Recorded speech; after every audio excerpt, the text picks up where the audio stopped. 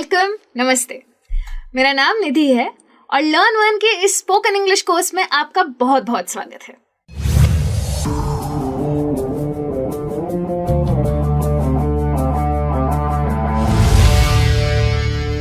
पिछली बार जब मैं आपसे मिली थी तो मैंने आपको काफी कुछ बताया था कि इस कोर्स में आप क्या क्या सीखने वाले हैं। तो आज मैं आई हूं आपसे वो सारे वादे पूरे करने और बहुत ही सिंपल चीज से शुरुआत करने वाली हूं। आज का जो क्लास है उसे हम कहते हैं understanding simple commands and sentences. नाम काफी बड़ा है लेकिन टेंशन मत लीजिए, चीज बहुत सिंपल है। मुझे पता है आप तो यूं सीख जाएंगे क्योंकि इसके नाम में ही सिंपल है। तो पहले बात करते हैं सेंटेंसेस की। अब ये सेंटेंसेस क्या होती है? सेंटेंसेस मतलब वाक्य। लेकिन ये वाक्य क्या होता है? किसी भी भाषा में जब हम अपने विचार को, अपने थॉट्स को दूसरों तक पहुंचाना चाहते हैं तो हम यूज करते हैं लैंग्वेज का, यानी कि भाषा का। लेकिन हम उनके ऊपर शब्द इस तरह फेंकते थोड़ी है। हम तो शब्दों को साथ में जोड़ के कुछ सेंस बने ऐसी बात करते हैं। तो वो सेंस बनाने के लिए जो हम यूज करते हैं उसको बोलते हैं सेंटेंस। अब सेंटेंस के भी बहुत सारे अलग अलग टाइप्स होते हैं, काफी प्रकार होते हैं। लेकिन जैसे कि ये सेंटेंस यहां ले लीजिए, poor John lost his watch. अब यहां पे ध्यान से देखिएगा, पुअर का मतलब यहाँ पे गरीब नहीं है, पुअर का मतलब है बेचारा। बेचारे जॉन की घड़ी खो गई। तो जब मैं आपको ये इंफॉर्मेशन दे रही हूं तभी भी मैं सेंटेंस यूज कर रही हूं। हो सकता है मैं आपसे कोई सवाल पूछना चाहूं तो भी मैं सेंटेंस यूज करूंगी। हो सकता है मैं आपको कोई कमांड देना चाहूं, कोई ऑर्डर देना चाहूं, तभी भी मैं ये सेंटेंसेस यूज कर सकती हूँ। या फिर मैं कोई इमोशन एक्सप्रेस करना चाहूं तभी भी मैं जो यूज करती हूँ उसे सेंटेंस ही कहते हैं। तो इन टाइप्स के बारे में तो मैं आपसे जरूर बात करूंगी, लेकिन सबसे पहले मैं आपको बताना चाहती हूँ कि ये सेंटेंस जो होती है, ये जो वाक्य होता है, इसके भी पार्ट्स होते हैं। वैसे तो कई सारे पार्ट्स होते हैं लेकिन आज सिर्फ 2 पार्ट्स के बारे में बात करूंगी। एक होता है सब्जेक्ट और दूसरा होता है प्रेडिकेट। बड़े बड़े शब्द हैं लेकिन मतलब बहुत सिंपल है। सब्जेक्ट का मतलब होता है वो चीज जिसके बारे में ये सेंटेंस है, यानी कि सेंटेंस का जो पहले का हिस्सा होता है, जिसके बारे में वो सेंटेंस होती है, उसे कहते हैं सब्जेक्ट। इस केस में यहां पे द मैनेजर कोई इंसान है, उसके बारे में ये सेंटेंस है। तो जैसे ही मैं कहती हूं द मैनेजर, आप समझ जाते हैं कि यहां इस सेंटेंस का मेन हीरो है द मैनेजर। और प्रेडिकेट वो चीज होती है जो कि हमें उस मैनेजर के बारे में बताए, यानी कि सब्जेक्ट के बारे में बताए। तो सब्जेक्ट के बारे में जब भी हमें कुछ पता चलता है तो वो सेंटेंस के आखिरी हिस्से से पता चलता है, इसीलिए उस हिस्से को हम कहते हैं predicate.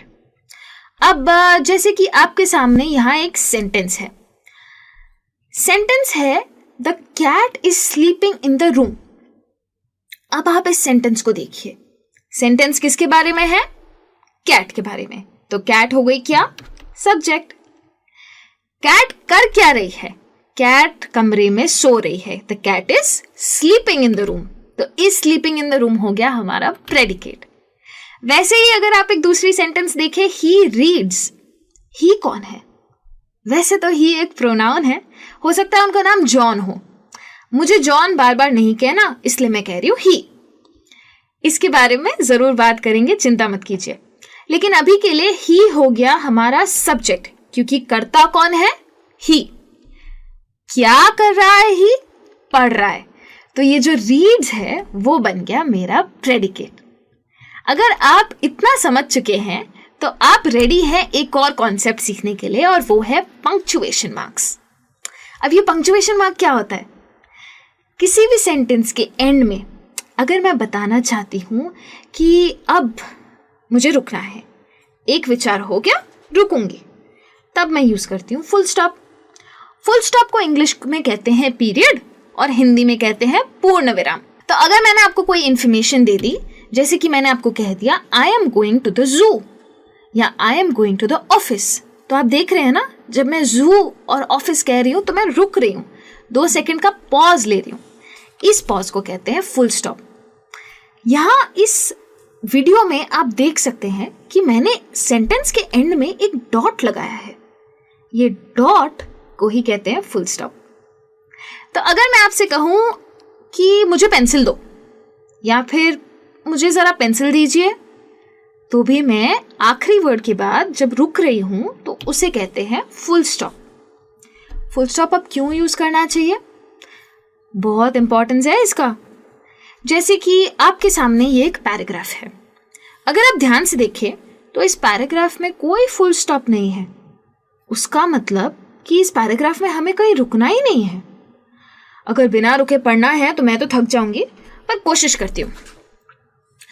Claire skipped excitedly towards her friends. They smiled when they saw her. Happy birthday, Susan shouted. The other girls cheered and ran to Claire. They met with the hugs and produced presents. Claire was touched. मैं तो यहाँ थक गई। Full stop नहीं था, कोई pause ही नहीं मिला। यही अगर फुल स्टॉप होता तो मैं कहती Claire skipped excitedly towards her friends. They smiled when they saw her.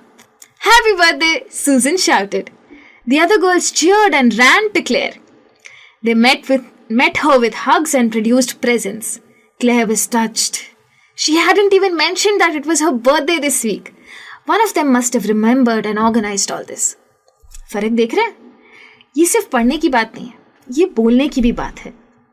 जब मैं एक विचार के बाद रुकती हूँ तो सामने वाला इंसान समझ पाता है कि ये एक विचार पूरा हुआ, अब दूसरे विचार पे जा सकते हैं। तो फुल स्टॉप का ये महत्व है। लिखने में आप कैसे यूज करेंगे फुल स्टॉप? लिखने में जैसे कि आप देख सकते हैं, जहां मेरा आखिरी वर्ड खत्म होता है उसके बाजू में मैं बस एक डॉट लगाऊंगी। उससे दूर मत लगाना डॉट, क्योंकि वो गलत होता है। और बोलने में मैं 2 सेकंड का पॉज लूंगी। यानी कि अगर मुझे कहना है सॉल्ट चाहिए, मेरा खाना फीका फीका है, तो मैं बोलूंगी please pass the salt, my food is bland. देखा, 2 सेकंड का पॉज बहुत सिंपल है। ठीक है, अब इसके आगे एक और पंक्चुएशन मार्क होता है, उसको कहते हैं एक्सक्लेमेशन मार्क। जब आप इंग्लिश में बात कर रहे हैं तो ऐसा ज़रूरी तो नहीं है कि आप सिर्फ इंफॉर्मेशन ही देंगे या ऑर्डर ही देंगे। हो सकता है कि आप अपना इमोशन भी एक्सप्रेस करना चाहें। अगर आप गुस्सा एक्सप्रेस करना चाहते हैं, या आप बहुत खुश हैं, ऐसी कोई चीज़ एक्सप्रेस करना चाहते हैं, या फिर आप उदास हैं, शायद दुखी हैं, तो हम यूज़ करेंगे एक्सक्लेमेशन मार्क का। याद रखिए, बोलते वक्त ये एक्सक्लेमेशन मार्क दिखाई नहीं देता है, लेकिन आप किस टोन में बात करते हैं उससे इंसान को पता चलता है आपने क्या पंक्चुएशन लगाया। और लिखते वक्त तो दिखाई देता ही है। तो जैसे कि अगर मुझे ये दिन बहुत अच्छा लग रहा है तो मैं ऐसे नहीं कहूंगी व्हाट अ लवली डे, मैं कहूंगी व्हाट अ लवली डे। तो सामने वाले को पता चल जाएगा कि मैंने यूज किया है एक्सक्लेमेशन मार्क।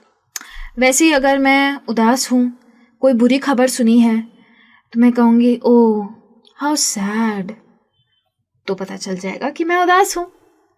और अगर मैं गुस्सा हूं और मुझे आपसे कहना है आपकी प्रॉब्लम क्या है, क्यों है आप ऐसे, तो मैं कहूंगी what is wrong with you, तो भी पता चल जाएगा कि मैंने यूज किया है एक्सक्लेमेशन मार्क।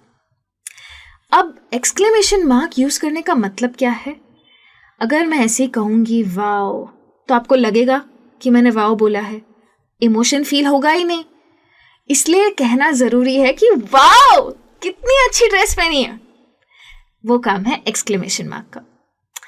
फुल इमोशन आपका एक्सक्लेमेशन मार्क में शो हो जाता है। और इसके बाद आप एक्सक्लेमेशन मार्क यूज कैसे कर सकते हैं? एक्सक्लेमेशन मार्क हमेशा कोई ऐसे स्ट्रॉन्ग कमांड के एंड में यूज कीजिए, या फिर कोई ऐसी सेंटेंस में यूज कीजिए जहां पे आपका कोई इमोशन है, शायद गुस्सा, शायद खुशी, शायद उदासी, पर कोई इमोशन आना चाहिए उसमें। बिना इमोशन के एक्सक्लेमेशन मार्क यूज नहीं करना चाहिए।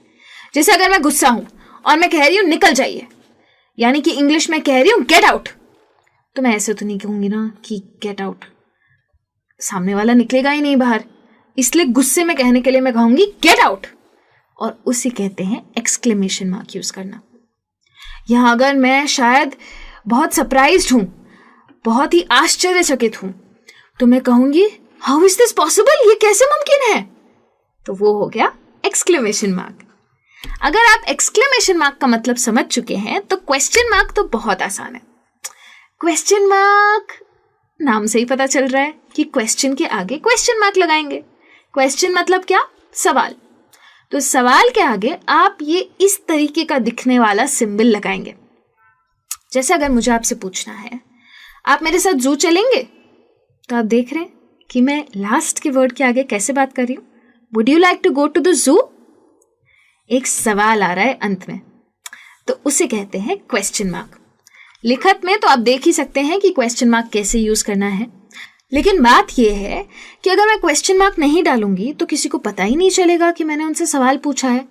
जैसे कि अगर मैं कहूंगी कहाँ जा रहे हो, तो पता ही नहीं चलेगा कि मैं सवाल पूछ रही हूँ. हाँ, मेरे शब्द तो कह रहे हैं कि कहाँ जा रहे हो, लेकिन जब तक मैं टोन नहीं डालूंगी एंड में, तब कोई जवाब कैसे देगा मुझे. तो मुझे पूछना पड़ेगा वेयर आर यू गोइंग, तब कोई जवाब देगा आई एम गोइंग होम. ठीक है, तो पंक्चुएशन मार्क का तो ये इंपॉर्टेंस है.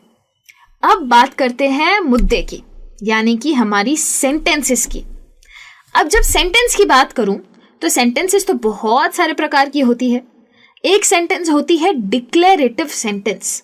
अब ये डिक्लेरेटिव क्या होता है?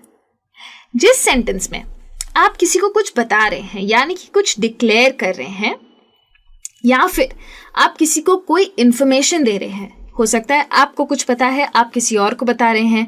हो सकता है आप अपने प्लान्स के बारे में किसी और को बता रहे हैं. तो उस सेंटेंस को कहते हैं डिक्लेरेटिव सेंटेंस, यानी कि स्टेटमेंट, सिंपल वाक्य. इस सेंटेंस को, जैसा कि मैंने बताया, हम फुल स्टॉप से एंड करते हैं. जैसे मैं बताना चाहती हूं कि मेरी मम्मी बीमार है, तो मैं कहूंगी माई मदर इज सिक. तो ये हो गई स्टेटमेंट. या फिर मेरे सर में दर्द है, तो मैं कहूंगी आई हैव अ हेडेक. तो ये हो गया सिंपल सेंटेंस, यानी कि डिक्लेरेटिव सेंटेंस. उसके बाद आते हैं इंटरोगेटिव सेंटेंस. अब ये इंटरोगेटिव सेंटेंस क्या होता है? नाम बहुत बड़े बड़े हैं अंग्रेजी में, लेकिन मतलब इनके बहुत आसान है. याद है मैंने आपसे क्वेश्चन मार्क की बात की थी? तो ये इंटरोगेटिव सेंटेंस, ये क्वेश्चन मार्क वाली सेंटेंस होती है, यानी कि सवाल पूछने को इंग्लिश में कहते हैं इंटरोगेटिव सेंटेंस. तो हो सकता है कि आप किसी से इंफॉर्मेशन मांग रहे हैं, या आप किसी से कोई रिक्वेस्ट कर रहे हैं. शायद आप चाहते हैं कि कोई और आपके लिए कुछ कर दे, तो आप उनसे पूछेंगे. जब आप पूछना चाहते हैं तब आप इंटरोगेटिव सेंटेंस यूज करते हैं. जैसे कि मैं आपसे पूछना चाहती हूँ आप ठीक तो हैं, तो मैं कहूंगी आर यू ओके. देखना, डिक्लेरेटिव सेंटेंस और इंटरोगेटिव सेंटेंस बहुत अलग अलग है. इंटरोगेटिव सेंटेंस बनाने का तरीका भी अलग है. अगर मैं आपसे पूछना चाहती हूँ आपको ये पसंद आया, तो मैं कहूंगी डिड यू लाइक इट, और मैं लगाऊंगी एंड में क्वेश्चन मार्क. इंटरोगेटिव सेंटेंसेस के बारे में और काफी बातें करने वाली हूं आपसे आगे, लेकिन अभी हमें बढ़ना है एक्सक्लेमेशन सेंटेंसेस पे. एक्सक्लेमेशन सेंटेंसेस मेरी तो फेवरेट टाइप की सेंटेंसेस है, क्योंकि इंसान का इमोशन तो इन्हीं सेंटेंसेस में दिखता है. तो जैसे कि मैंने कहा आप मुझे बहुत पसंद है, मैं बहुत खुश हूं, या मैं बहुत गुस्सा हूं, तो मैं यूज करूंगी एक्सक्लेमेशन सेंटेंस. और याद है मैंने पंक्चुएशन की बात की थी, एक्सक्लेमेशन मार्क, एक डंडी और छोटा सा फुल स्टॉप, उसे कहते हैं एक्सक्लेमेशन मार्क.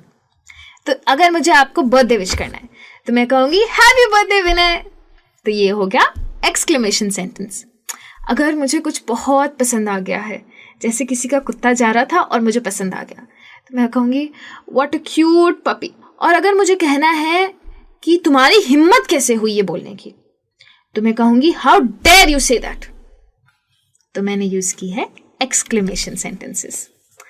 या फिर गुस्से में कहना चाहती हूं मुझे बीच पे नहीं जाना, तुम बहुत अच्छे हो, तो मैं कहूंगी I don't want to go to the beach, you are amazing. देख रहे हैं फर्क? गुस्सा और खुशी, ये दोनों एक्सप्रेस करने का कैपेबिलिटी है एक्सक्लेमेशन सेंटेंसेस में. और अब बात करते हैं चौथी और आखिरी सेंटेंस की, जो कि है इंपेरेटिव सेंटेंसेस. इसका भी नाम बहुत बड़ा है, मतलब बहुत आसान है. इसे कहते हैं कमांड्स. अगर आप किसी को कोई इंस्ट्रक्शन दे रहे हैं, या ऑर्डर दे रहे हैं, या किसी से कुछ डिमांड कर रहे हैं, जैसे कि मैंने आपसे कहा था ना थोड़ी देर पहले, पास मी द सॉल्ट, तो मैं आपसे कुछ मांग रही हूं, लेकिन मैं दे रही हूं आपको इंस्ट्रक्शन, आपको मुझे सॉल्ट देना है, बस. तो उसे कहते हैं कमांड. ये जो कमांड्स होते हैं ना, ये बहुत छोटे होते हैं.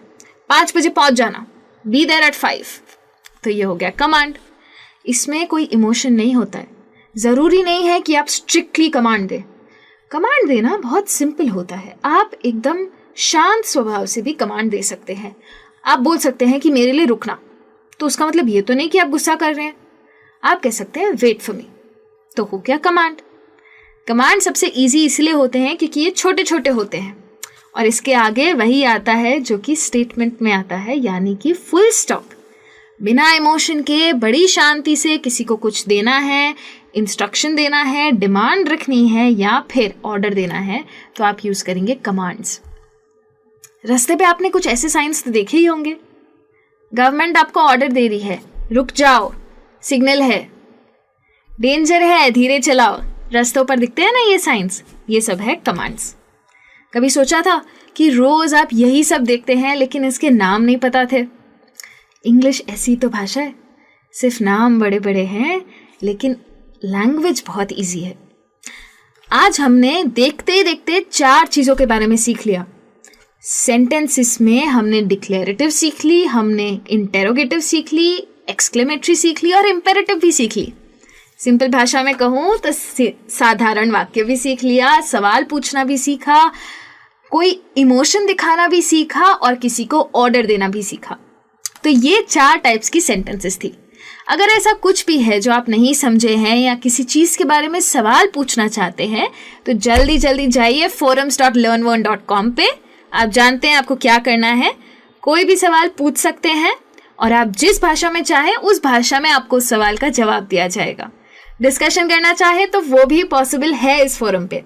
तो किसका वेट कर रहे हो, जल्दी जल्दी जाओ, क्वेश्चंस पोस्ट करो।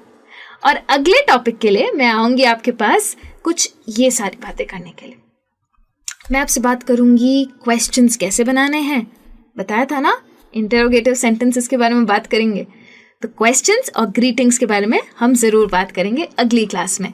Thank you so much and bye bye.